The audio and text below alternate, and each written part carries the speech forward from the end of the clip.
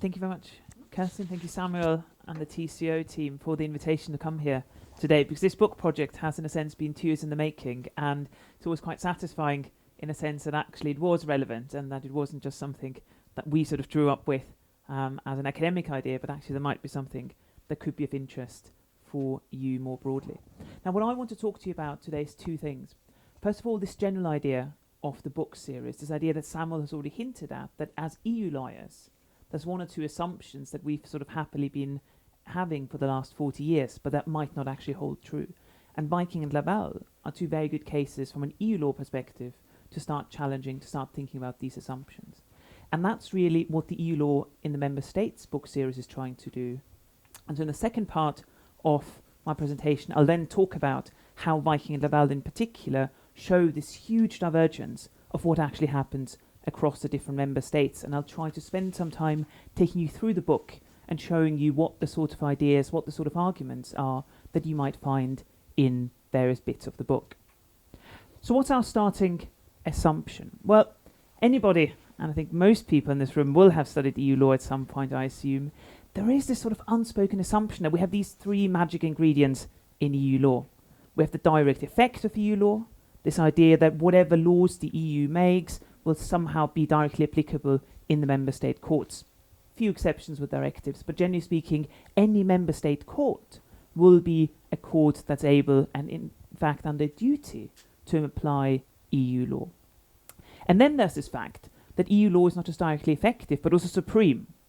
So if we have any form of conflict between norms that emanate from the European level, and they come into conflict with norms from the domestic level, that the EU law norms will be supreme and will therefore take precedence in application before the courts. And what that assumption then leads to, and this is in a sense a sort of mutually reinforcing triangle that I haven't quite managed to draw on the slide, is that EU law gets uniformly applied across the 28 different member states. That has 2 important implications. First of all, for whichever norms are set or chosen at the European Union level, the assumption is that they will then equally be applied across the different member states. And the second implication of this idea of uniformity across the member states is that individual regulatory choices of member states will be on the back foot, and that somehow they'll be able to accommodate themselves only if they can get around this idea of the uniformity of EU law. Now, in reality, of course, that's not the case. Because if you think about it for just one moment, if you look across the 28 different member states, we all view them very, very differently. When I teach EU law, I always use the graphs from this lovely little book called The Atlas of Prejudice, which actually gives you 28 different maps of Europe, which shows you 28 very different European unions depending on which particular country you view them from. That's one of the less cheerful ones, because it's Europe according to Great Britain in 2010. But you'd be pleased to know that actually Sweden gets off comparatively well, even in this not particularly Europhile set of views. But there's an important legal point hiding in this. An important legal point that hides in this is that across the 28 different member states, we have 28 very different legal systems. And there are few areas where that diversity comes out more than labour law. Now, some people, notably Otto Kahn-Freund, very much the founder of labour law in our jurisdiction in the United Kingdom, said as a result of that we should be extremely careful of trying to engage in any kind of comparative or even unificatory work in EU law. And nonetheless, in a sense, with Viking and Laval, European Union law has walked right into the very core of labour law, the very core of the collective dimension of labour law. Let's think about the series more broadly. What is EU law in the member states trying to do? Well, our idea was, in setting up this series together with my colleague Michael Bobeck, who's now at the College of Europe in Bruges, our idea was that every year or every 2 years we would find a landmark case or a landmark event in the EU's political legal history or a landmark piece of statute or secondary legislation. Then we'd wait for about 10 years, or rather we'd do 10 years in retrospect, and then we'd see what actually happened in the different member states.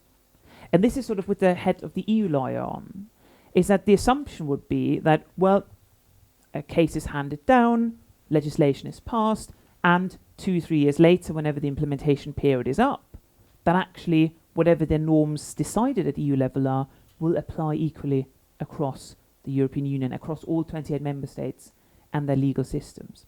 And so the idea behind EU law in the member states itself is to challenge that very preconception by saying, look, here's this landmark case. We've all got the same starting point, but let's now look at the different countries across the Union to see whether that assumption of uniformity, of supremacy, of direct effect can actually stand up to any form of scrutiny. And I don't think I'm giving away too much if I can tell you already now that, of course, what we find is that the picture doesn't hold at all. And that the more different member states we look at, the more diverse, the more heterogeneous and interesting the actual picture becomes. And so that's then what each book is designed to do. It really wants to look at this impact that EU law has had across the different member states. At the same time, however, and this is one of the other pitfalls you see in comparative legal work, is you don't just want it to be a list of what happens in different countries. But that gets very tedious very quickly. In the UK we do this, in Germany they do that, in France they do the third thing. That's not particularly interesting. And so in the series we're trying to do both things together, both by having this comparative value, but also then doing something with those materials. And that explains the sort of three-partite structure of the book that we will follow through in each of the volumes of EU law in the member states. And then the first part of every book, we're actually looking and sort of recapping the EU level developments. We're trying to get in some people from a sort of purely EU, say internal market kind of perspective, and we're trying to get people from the actual specific area which we're scrutinizing in this book, so labour lawyers in the context of the first volume. We might also always try to have one or two people writing chapters about some of the developments at the European Union level that might be happening. The second part is then to look at the different national reports. And here we use a fairly loosely structured sort of questionnaire system, because precisely we again don't want to have just a clear list of things. But we essentially ask national commentators, well, what happened? The starting point is this big case happened or this big piece of legislation happened. How did that actually impact your national legal system? And we usually try to have between 10 and 12 national reports in each volume that actually say over the past 5 to 10 years, this is the impact in terms of the law, but also in terms of the broader sort of political debates and legal arguments this has had. And then, and perhaps the most interesting part, is part 3. Because that is where we then get a combination of young and established scholars to actually synthesize the first 2 parts of the book. That's what we call them horizontal chapters. So the idea is that these are the people who have read both part 1 and part 2. And indeed, before the workshops in which we prepare the books, we always, the first 2 sets of papers have to be written beforehand, not the third part. Because the idea is that the chapters in the third part really synthesize the materials from the earlier chapters and give you sort of broad horizontal perspectives that draws on the EU level arguments, but also draws on the experiences in the different member states and gives us that broad sort of overview. So let's look at the first 3 volumes. These are the 3 we've got under production at the moment. So Vikinglaval has now thankfully been published. The next 2 we're doing is one on EU enlargement. And we're actually there looking not at one case, but we're looking at the enlargement of the EU into the new member states in the early 2000s. And we're looking at the impact that has had on judicial mindsets, on the actual application of EU law, in particular in the new member states. And the third volume, which will come out towards the end of this year, will be about air passenger rights, Regulation 261/2004. And again, you see we've now got 10 years of that regulation. Again, it's a regulation, much like a case of the Court of Justice. You'd simply expect it to apply equally across the different countries. But once more, that's simply not the case. Today, however, we're talking about Vikinglaval and Beyond, the first volume, which we published towards the end of last year. And for the second part of my presentation now, I actually want to talk a bit about the different chapters in the book, give you a brief sort of guided tour of what we as the editors really like about each of the chapters and the different contributions. Part 1, as I've already said, deals with the EU level perspective. And so there the idea is that we invited different authors to look at Vikinglaval once more. And admittedly, this is a bit of a crowded field, but we think that our contributors did manage to make some really rather important and interesting points, particularly because they had that massive benefit of hindsight, precisely because it's not an immediate response to the judgment, but actually to the sort of broader developments that have happened since they were handed down in the halfway through the 2000s. Now, Steve Wetherill opens up the book, and he's very much an internal market lawyer. And so he analyses Vikinglaval from the perspective of the internal market, of the fundamental freedoms enshrined in the treaty. And his argument is an interesting one. His argument is to say that, well, Vikinglaval weren't necessarily inherent even in the structure of the free movement provisions of the treaty. So what Steve Wetherill says in his chapter is that actually the court simply got it wrong. It's not at all the case that automatically there is a sense of priority of the economic freedoms over competing considerations in the social, in the political dimension. And so he concludes in his chapter that it's not the treaty structure as such, which I think is the analysis a lot of lawyers have put forward of Vikinglaval before then, but actually that is simply the courts getting it terribly wrong in the context of these two cases.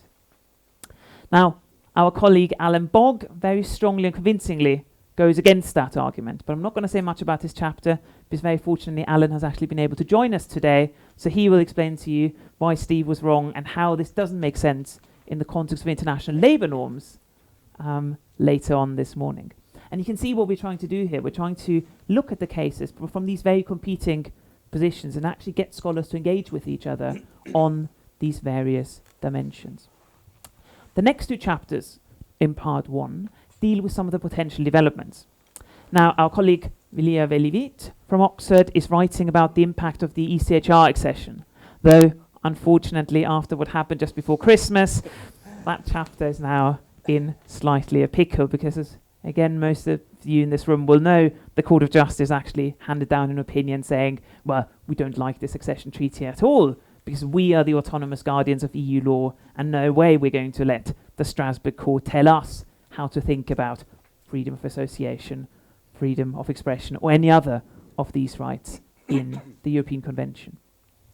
The last chapter might also be a rather interesting one, again, not least in the Swedish context, and that's a chapter written anonymously by two of the parents of the Montito Regulation. So, of course, one of the really interesting things about Vikinglaval is the fact that what the court did by relying on the free movement route is that it brought into the scope of EU law a topic that, if you look at the treaty itself, is beyond the legislative competence of the Union. Right? The treaty says very explicitly there is no legislative competence to get involved in the right to strike. And what the court did in Vikinglaval, in a sense, it went around that competence limitation by relying on the free movement provisions. Now, the Union legislator, or rather the Commission at least, tried to find a way around this by developing this Montito Regulation. And what you get in the chapter Montito is an inside account by the two people who actually wrote the Montito Regulation, or rather the draft proposal for it, in a sense trying to explain their view of what they call the rather short, brutal and nasty death of their beloved little baby. So it's quite a good, quite a funny, amusing chapter to read that also has some really interesting institutional insights from the Commission's perspective on this. The second part then turns to the different member state experiences, and as you can see here, we've got quite a wide range of different member states. It was important to us, we couldn't just, because otherwise you'd buy a book that's twice the size, actually survey all the different member states. But we tried to have quite a broad range in the hope that different experiences would be shown out. And then actually we'd realise just how broad the divergence in national experiences would be. And, very thankfully, that's exactly what happened when we looked at the different national reports. And what you see in terms of reading through the different national reports is a huge picture of heterogeneity emerging from the different experiences. And it's really that second part of the book that completely blows apart this myth of the uniformity and the effectiveness and supremacy of EU law. Because remember, Vikinglaval were discussed as such big important cases, and really if you look at the literature, you would think they're just terrible cases across the European Union. But actually, when you look at the national reports, that's only one part of the picture. And there's at least 3 different sort of categories of countries which we see emerging from the different national reports in terms of the impact Viking and Laval have had. Now, the first set of countries is the ones where it's all gone terribly wrong, and we've actually had a significantly negative impact because of those decisions on this relationship between industrial relations and the European Union freedoms. Sweden, I don't need to, indeed, I'm not going to dare to say anything about, because just about everybody in this room will know much more about the situation than I do. In the United Kingdom, for example, one of the impacts of Viking and Laval is that a trade union essentially can no longer ever go to strike in a cross-border scenario. Now, that is not because of EU law, because remember, if you look at Viking and Laval, it's a balancing test. There's a chance you might win under proportionality. But given the way the industrial action system works in the United Kingdom, you would never even get the chance to do that. Because one of the initial hurdles a trade union faces in an English court when it wants to go to strike is an injunction claim by the employer. So this is the employer going to the court essentially saying, I would like to have an injunction so the trade union can't inflict this economic harm on me. And the way English law deals with this injunction claim is to say, well, if you can show us that there is a serious legal issue to be tried, then we're going to give you an injunction. Now, in the English law of industrial relations, once you've complied with certain formality provisions, once you've been through balloting, information, notice periods, then there will be no triable issue at law. But the moment the employer can say, well, actually, there's an underlying point of EU law here. I'm an airline. British Airways did this very successfully against its pilots union. I'm an airline. Obviously, I fly all over the EU all the time. If you go on strike, that's a direct interference with my cross-border provision of services. And there's a tribal issue here, because actually that's now a prima facie interference with my freedom to provide services, and therefore there will need to be a proportionality assessment. Whether your proposed industrial action, which we now know is technically a legitimate aim, but of course one that will need to stand up to proportionality scrutiny, whether your proposed action will meet that scrutiny is a legal question and is a tribal issue. And so therefore when you take that bit of EU law and plug it into English industrial relations, suddenly you've got a situation where trade unions simply, because of the domestic legal system, can no longer go ever to bring an industrial action against an employer. And that's part of the story of the sort of unintended consequences, because that's certainly not what the Court of Justice intended. I mean, you can read the judgment in various ways, but there was certainly never this intention that there should be a complete ban on industrial action in any sort of cross-border scenario. I think even the most critical commentators of the court would agree that the court didn't say, full stop, we're never having industrial action in this regard. And so certainly the UK chapter, written by our colleagues Tony Njovitz and Phil Serpis from Bristol University, stands at the one extreme of the impact of Viking and Laval. And indeed, the one practical illustration we have of this is BALPA, the British Airways Pilots Union, who tried to go to court, but who actually abandoned their trial after 2 days because they realized it was just too dangerous. So one of the other nice side effects of this in EU law in English courts is that the cap on damages doesn't apply to violations of EU law. It applies to violations of the strike law, but it doesn't apply if the employer frames her claim as a violation of EU law. Now, of course, looking at this just from the perspective of the UK and of Sweden, we'd think that's how to think about Viking and Laval. Terrible decisions, completely removing any freedom on trade unions to strike or even to threaten strike to support their collective bargaining in cross-border European scenarios. But that's not the complete picture. There's a lot of different things going on. Perhaps the most bemusing category of reports, and in a sense when you first get the reports, they're there as an editor, they're rather surprising and disappointing, because some reports simply say nothing happened at all. Viking and Laval were handed down 9-10 years ago, and we haven't seen any impact whatsoever on our domestic industrial relations system. And there's a couple of countries, when you read their reports, that's the outcome, that's the result you see. Now, if you just read that report, you'd wonder, God, why did they put that in? But actually, it's really important to have that perspective, because in a sense it's the evidence of the absence of any impact of EU law in different member states, because the national industrial relations system essentially simply has decided not to absorb those particular norms into its context. And even in cross-border strikes, Viking and Laval simply doesn't crop up in any discussion, whether in academe, in politics, or in the courts. And then we have a third, and perhaps even more counterintuitive, set of countries. And those are the ones who think that actually Viking and Laval have been great for their trade unions, have had a superb and positive impact on their national industrial relations system. Because of course one of the things the court does before it descends into sort of, shall we say, rather questionable proportionality scrutiny is it does recognize for the first time the right to strike as a fundamental right, as a general principle of EU law. And depending on what your baseline is, that explicit recognition of a right to strike could actually be quite a positive thing.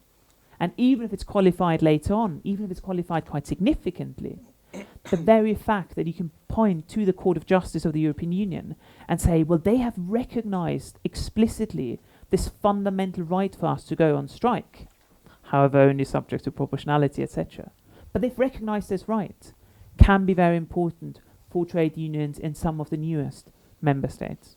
So if you read the report from Estonia, for example, there's this real feeling in the report that actually what Viking and Laval have done is reignited a sense of collective awareness, a sense of collective, well, we can do something together as trade unions. And actually the number of strike days has gone up very significantly in the follow-up to Viking and Laval in Estonia.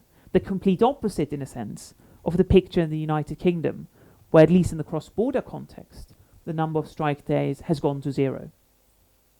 So that's the interesting thing about this second part, this extremely broad range of different experiences we see from our national authors.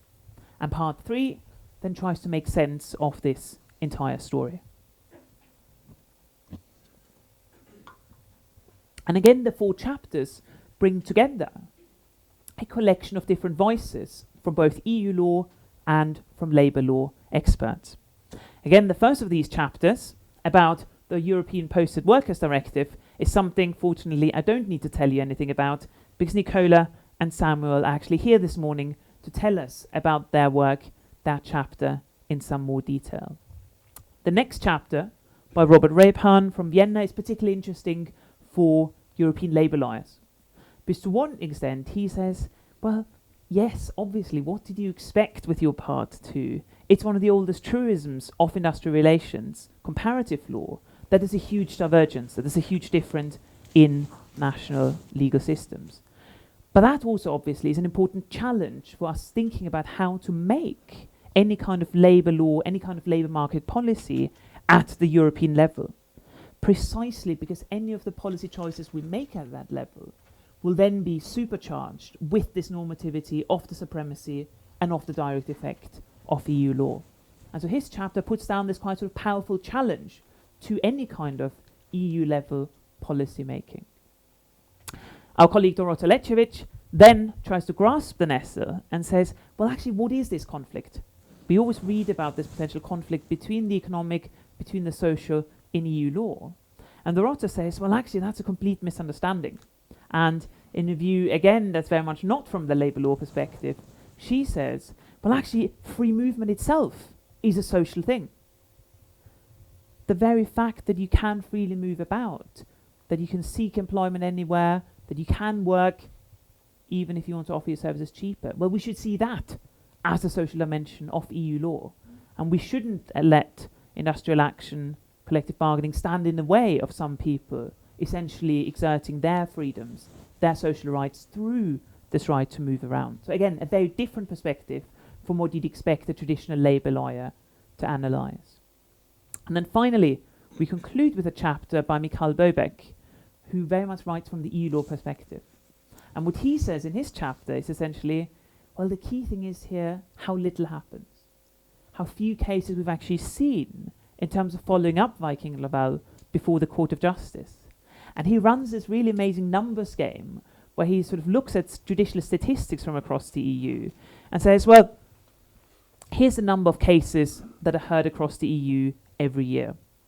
Now let's assume that maybe 1 in 10 of those includes a question of EU law, which is already far too low an assumption, but to make the numbers work. And then assume that in, again, 1% of these cases, there might be a questionable point of EU law. So there would have to need to be a preliminary reference on Article 267 of the TFEU.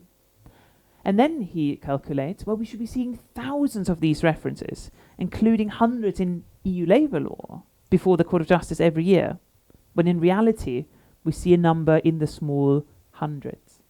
And so his chapter really tries to deal with the fact there's this massive gap between what traditional orthodox EU law doctrine tells us Vikinglaval should do to different member states and what actually has happened in different countries.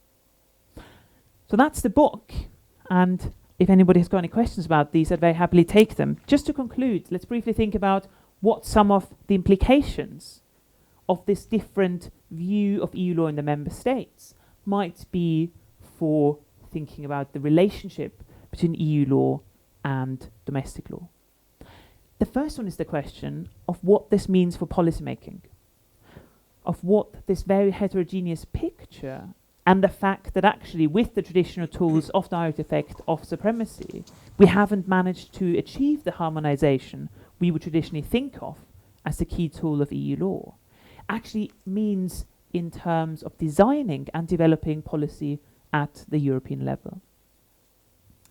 The second question, and again that one might ask, especially coming from the perspective of general EU law, is the extent to which EU labour law is special here, and the extent to which we could say, well, actually this is not an EU law problem, this is a labour law problem.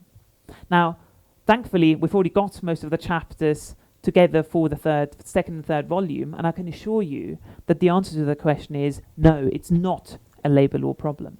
Labour law isn't special in that sense, and we see the same sort of heterogeneity, we see the same sort of diversity across all sorts of substantive areas EU law gets involved in.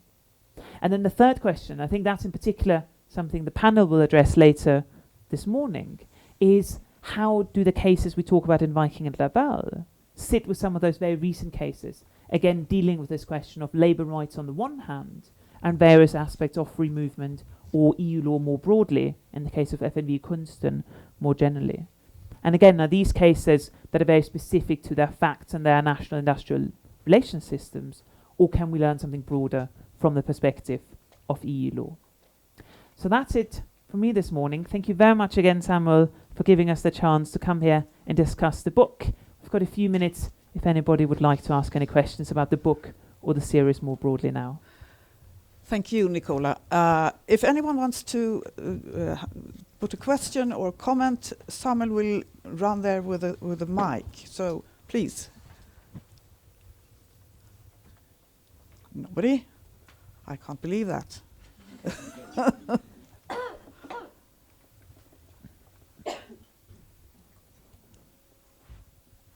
So, okay.